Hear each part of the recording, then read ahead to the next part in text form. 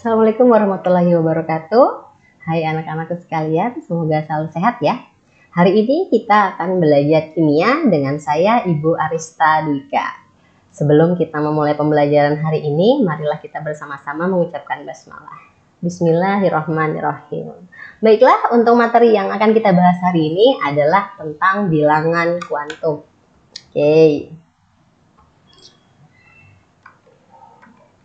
Bilangan kuantum ya. Jadi setelah pembelajaran ini kita lewati nanti, saya harap kalian bisa dengan mudah untuk mengetahui bagaimana cara mengerjakan atau mencari bilangan-bilangan kuantum ya. Oke, seperti yang kita tahu, alam semesta kita yang sangat besar ini yang terdiri dari miliaran-miliaran benda, miliaran-miliaran materi, itu tersusun atas satu hal yang disebut atom.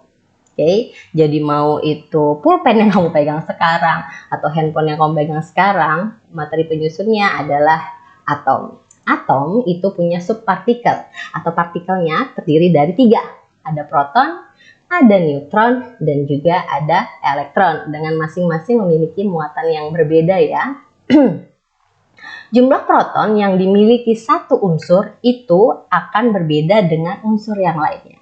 Atau proton ini jadi ciri khas satu atom deh, satu unsur deh. Jadi kalau misalnya unsur ini protonnya 13, maka unsur yang lain tidak akan mungkin sama memiliki jumlah proton, jumlah yang sama yaitu 13 seperti itu. Jadi proton itu untuk setiap atom dia memiliki jumlah yang berbeda.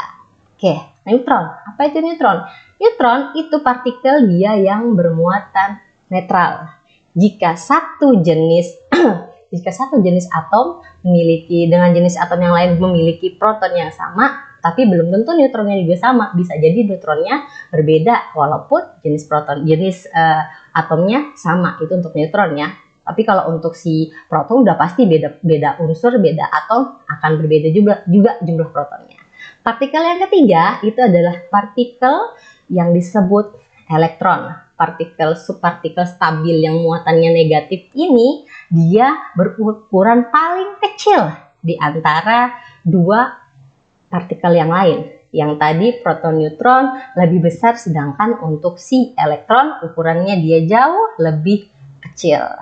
Proton dan neutron terletak di inti atom atau yang kita sering dengar dengan sebutan nukleon. Jadi posisinya proton neutron ini ada di tengah, sedangkan elektron ini dia posisinya adalah muter-muterin inti atom. Nah, tuh si elektron dia muter-muterin inti atom. Nah, dia berputar pun dengan lintasan-lintasan tertentu. Jadi secara beraturan, tidak acak-acakan. Dia memutari lintasan tertentu dengan tingkat energi yang berbeda-beda. Tingkat energi inilah yang kita sebut dengan bilangan kuantum. Tingkat energi inilah yang akan kita cari atau yang akan digambarkan dengan bilangan kuantum. Itulah yang akan kita cari hari ini tentang bilangan kuantum ya. Oke, lanjut. Bilangan kuantum itu menggambarkan posisi elektron yang berada di sekitar inti. Jadi bilangan kuantum itu menggambarkan posisi elektronnya yang ada di sekitar inti. Bilangan ini nanti ada 4. Dia menunjukkan letak elektronnya pada kulit dan juga pada subkulit atom, serta juga orientasi orbitalnya dalam ruangan seperti apa. Apakah dia rotasinya ke atas atau rotasi ke bawah, itu bisa kita lihat dalam bilangan kuantum. Ada 4 bilangan kuantum. Bilangan kuantum yang pertama adalah bilangan kuantum utama. Oh iya, bilangan kuantum ini juga jadi salah satu ciri khas bilangan kuantum modern yang dicetuskan oleh Ernest Schrödinger namanya, Ernest Schrödinger. Jadi bilangan kuantumnya ada 4. Bilangan kuantum yang pertama disebut bilangan kuantum utama, simbolnya dilambangkan dengan huruf N kecil. Seperti itu ya. Itu menunjukkan ukuran orbital dan tingkat energi elektron yang disebut kulit atom. Jadi bilangan kuantum utama ini menunjukkan kulit atomnya. Tingkat energinya si elektron itu berada di mana? Itu di bilangan kuantum utama yang lambangnya simbolnya N kecil. Biasanya dimulai dari kulit pertama N sama dengan 1 sampai seterusnya. Seperti itu ya. Dan selanjutnya bilangan kuantum yang kedua disebut juga bilangan kuantum azimut atau dilambangkan dengan L kecil. Bilangan kuantum azimut ini berguna untuk menunjukkan bentuk orbitalnya dan subtingkat energi elektronnya. Jadi subkulit lah istilahnya. Jadi kalau si kuantum utama tadi kulitnya, nah si azimut ini atau L kecil ini adalah subkulitnya. Dia dilambangkan dengan orbital S, orbital P, orbital D, dan orbital F dengan nilai yang masing-masing berbeda. Kalau si kulit tadi dari 1 mulainya, kalau untuk azimut atau L itu dimulai dari angka 0. Jadi S, lambang orbital F-nya adalah nilainya 1, seterusnya sampai ke F, nilainya adalah 3. Lanjut ya, bilangan kuantum selanjutnya yang akan kita pelajari adalah bilangan kuantum magnetik, lambangnya masih sama, pakai huruf kecil, dia M. Bilangan kuantum magnetik. Bilangan kuantum magnetik ini menunjukkan posisi orbital terhadap orbital lain di dalam subkulit atom. Jadi masih berhubungan dengan subkulit, dia menunjukkan posisi orbitalnya. Posisi elektronnya di dalam orbital itu seperti apa? Itu bisa kita lihat dari bilangan kuantum magnetik. Dan yang terakhir, oh belum, ini dia. Jadi bilangan kuantum magnetik itu aturan-aturan penulisannya bisa dilihat dari tabel berikut. Misal kalau bilangan kuantum azimutnya atau subkulitnya dia berada di 0, maka tanda orbitalnya S, maka nilai bilangan kuantum magnetiknya adalah 0 dengan gambaran orbitalnya satu kotak seperti ini. Kalau dia bilangan subkulitnya 1, maka orbitalnya P, bilangan magnetiknya mulai dari -1 sampai +1 dengan jumlah kamarnya ada 3. Seterusnya sampai di bilangan kuantum azimut yang ketiga, kan dari 0 ya, 0, 1, 2, 3, tanda orbitalnya F, bilangan kuantum magnetiknya range-nya dari -3 sampai +3 dengan jumlah orbital atau kamar kotak-kotaknya berjumlah 7. Seperti itu. Jadi untuk mencari bilangan kuantum apa saja, ada 4. Yang pertama utama, N kecil, ada azimut, L kecil, ada magnetik, M kecil, dan yang terakhir adalah spin. Nah, ini dia spin. Spin itu menyatakan arah putaran atau rotasi elektronnya yang terletak pada sumbunya. Positif, setengah, atau min setengah tergantung arah putarannya. Apabila arah panah elektronnya ke atas, maka dia positif setengah. Tapi ketika nanti kita tulis elektronnya dia arah panahnya ke bawah, berarti nilainya adalah min setengah. Oke, kita lanjut ke soal ya. Jadi biar kalian lebih mudah dan mengetahui bagaimana cara menentukan bilangan kuantum. Saya punya soal 4S pangkat 2 seperti ini. Bagaimana cara menentukan bilangan kuantumnya? Caranya seperti ini ya. Perhatikan konfigurasi ini. Konfigurasi terakhir dan biasanya ini 4S2. Kita mau cari yang pertama adalah kita mau cari bilangan kuantum utamanya dulu. Tadi kan ada 4. Ada N, ada L, ada M, ada S. Pertama yang utama dulu, bilangan kuantum utama. Kalau ada soal seperti ini, maka lihatlah, ya ini, angka paling depan. Angka paling depan ini menunjukkan jumlah kulitnya.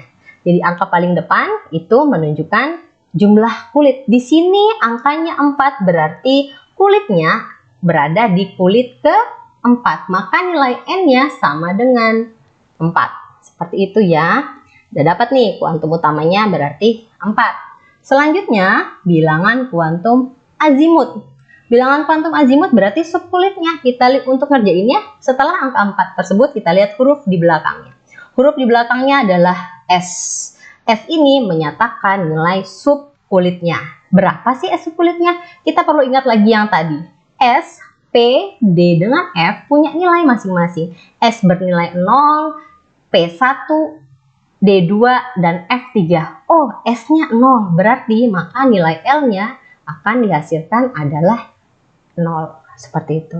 Lanjut ke M, magnetik. Magnetik dia masih berhubungan dengan bilangan kuantum azimut atau subkulitnya. Perhatikan kembali. Oh, subkulitnya S. Tadi sudah kita ingat lagi. Kalau untuk M dia punya kamar-kamar orbital. S itu 1 kotaknya. Kalau P itu 3 kotaknya seperti ini. D itu 5 kotaknya. Aduh, 1, 2, 3, 4. Ya, seperti ini. Nah, sekarang yang ditanya, ternyata yang kedua subkulitnya adalah S. Maka, kotaknya 1. Diisi elektron. Nah, si elektron ini akan masuk ke dalam. Nah, berapa elektron harus masuk ke dalam? 2. Maka kita akan taruh. Penulisannya, kita harus tulis dulu 1 ke atas, kemudian kalau sudah penuh semua, nggak bisa lagi tulis sebelahnya, taruhlah di bawah. Posisi elektron terakhir itu menunjukkan bilangan magnetiknya. Berhenti di mana? Kebetulan ini S cuma 1 dan memang nilainya 0, maka magnetiknya adalah 0. Dan yang terakhir, S-nya. Lihat arah putarannya. Arah putaran elektron terakhir dia menunjukkan ke bawah. Kalau ke bawah berarti dia negatif setengah. Jadi inilah bilangan kuantum yang kita cari. Bernilai untuk 4S. 4S2 berarti bilangan kuantumnya adalah utamanya 4, azimutnya 0, magnetiknya 0, dan kemudian spinnya atau S-nya minus 1/2 atau minus setengah. Itulah cara untuk mengerjakan bagaimana mencari 4 bilangan kuantum. Oke, pelan-pelan ya, kita lanjut. Kita ke soal selanjutnya. Nah, ini kalau misalnya kita lihat seperti ini penjelasannya ya. Tuh. Nih. Lanjut, saya punya soal yang selanjutnya berarti 2P3. Untuk konfigurasi 2P3, bagaimana sih bilangan kuantumnya? Berapa sih bilangan kuantumnya? Masih sama kayak yang tadi. Ingat yang kita cari 4 bilangan kuantum. Yang pertama bilangan kuantum N-nya dulu. Bilangan kuantum utama. Lihat yang mana bilangan kuantum utama? Lihatlah angka paling depan. Angka paling depan menunjukkan jumlah kulitnya. Berapa di sini? Ya, 2. Berarti N-nya bernilai 2. Selanjutnya kita mencari L. Azimutnya, azimut itu subkulitnya. Azimut subkulit itu berarti lihat angka, hurufnya. Huruf setelah angka yang pertama. Dia P. Kembali kita ingat. S, P, D, F untuk subkulit. Nilainya 0, 1, 2, 3. P bernilai 1. Berarti L-nya jumlahnya 1. Lanjut kita ke magnetik. Magnetiknya tadi saya sudah bilang berhubungan dengan jumlah subkulit. Kita lihat. Subkulitnya ada di P. P berarti kita harus bikin kotaknya nih. Khusus untuk magnetik kita menggunakan kamar orbitalnya. Diagram orbitalnya. P itu 3. Yang tadi S itu 1 kotak. P itu 3 kotak seperti ini. Maka kita buatlah untuk P 3 orbital. 3 kotak kamar orbital. Terus elektron ini yang harus masuk ke dalam sini. Untuk menentukan M-nya nanti kita akan lihat ya berhenti di mana. Nilainya tulis dulu 0 di tengah. Lalu di sini plus 1, di belakangnya minus 1. Masukkanlah elektron mulai dari paling ujung sebelah sini. Nah, arahkan dulu, isi dulu semua kosong, baru arah ke atas. Lalu kalau sudah tidak terisi penuh semua baru pindah ke belakang. Tapi kebetulan cuma 3, jadi isinya di atas semua. Berarti di mana elektron terakhirnya berhenti? Oh, di positif 1 berhentinya. Maka nilai M-nya atau magnetiknya adalah positif 1. Seperti itu ya. Ya udah dapat nih. Terakhir apa? Yang S. Yang S, lihat yang terakhir lagi. Lihatlah elektron terakhir jatuhnya di mana. Lihat arah putarannya, ke atas atau ke bawah untuk S. Oh, ternyata ke atas. Berarti dia positif setengah. Jadi inilah bilangan kuantum untuk 2P3. N-nya 2, L-nya 1, M-nya plus 1, sedangkan S-nya plus 1/2. Oke, sudah lebih mudah pastinya. Kita lanjut. Ini penjelasan seperti ini. Oke ya, lanjut soal selanjutnya. 3D6 harusnya sudah jauh-jauh lebih mudah lagi, cuman kita sekarang ke D. Lanjut, yang N. Pasti yang mana yang kita lihat pertama? Adalah angka 3. Berarti kulitnya 3. Jadi kalau mengerjakan itu biar lebih mudah, tulis dulu urutannya. Pertama kita cari bilangan kuantum utamanya dulu. Berarti N-nya. N-nya lihat pada konfigurasi huruf besar di depan. N-nya 3, angkanya 3 berarti nilai N-nya adalah 3. Terus selanjutnya L. L adalah subkulit. Kembali diingat subkulit berarti S, P, D dengan F. 0, 1, 2, dan 3. D berarti berhenti di 2. Berarti L-nya, magnetiknya, salah. Azimutnya adalah 2. Seperti itu ya. Lanjut kita ke magnetiknya. Nah, magnetik selalu berhubungan dengan si subkulit. Lihat dia, dia orbitalnya D. Berarti kamarnya, buatnya adalah 5 kotak. Tuh, 1, 2, 3, 4, 5. Seperti ini ya. Ini untuk D, kamarnya 5 kotak.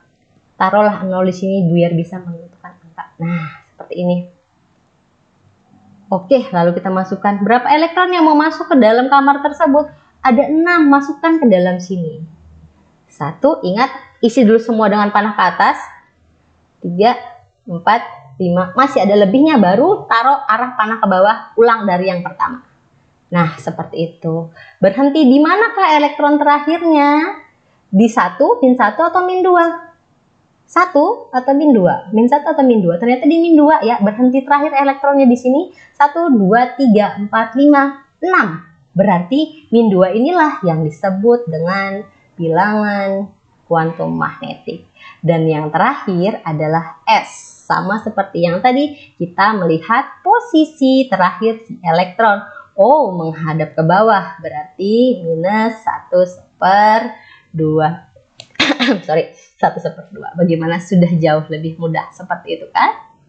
Oke, soal yang terakhir kita kerjakan sama-sama lagi.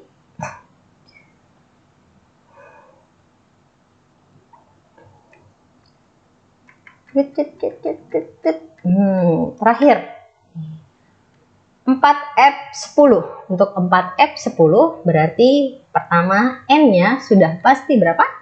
Pasti 4. Lihat lagi yang depannya. Setelah itu L-nya.